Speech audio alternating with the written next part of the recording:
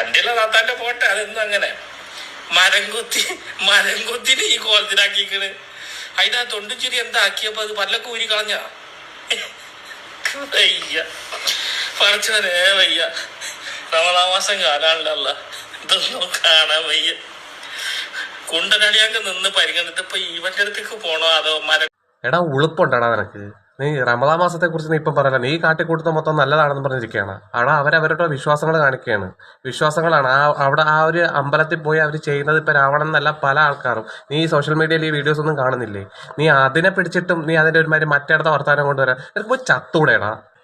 എന്നിട്ടും ഇതെല്ലാം കേട്ടിട്ടും ആ വീഡിയോസ് എല്ലാം കണ്ടിട്ടും അതിന് റിപ്ലൈ രാവണനാണെങ്കിലും ജാസി ആണെങ്കിലും അത്രത്തോളം മര്യാദയുടെ രീതിയിലാണ് നിനക്ക് റിപ്ലൈ തന്നിട്ടുള്ളത്. സത്യം പറഞ്ഞു കഴിഞ്ഞാൽ ഞാനങ്ങാണോ വരുന്നെങ്കിൽ ഞാൻ പച്ച അവരാതെ തിരിച്ചു വിളിച്ചേനെ. ഇതിൽ ഞാൻ പലപ്പോഴും ഞാൻ ചിന്തിക്കാറുണ്ട്, ഇത്രയൊക്കെ ഇവരെ പറഞ്ഞിട്ട് ഇവരാരും പ്രതികരിക്കാത്ത എന്താണെന്നുള്ള കാര്യം. സത്യം എനിക്ക് പിന്നെയാണ് മനസ്സിലായത്, ഈ കഥയില്ലാത്ത പട്ടികളെടുത്ത് കുരച്ചിട്ട് കാര്യമില്ലാത്തവർക്ക് അറിയാം. ഈ ചാവാലി പട്ടികൾ വെറുതെ കിടന്ന് കുരയ്ക്കണതാണ് എന്നുള്ള കാര്യം അവർക്കറിയാം. അതുകൊണ്ട് അവർ മിണ്ടാതിരിക്കുന്നത്.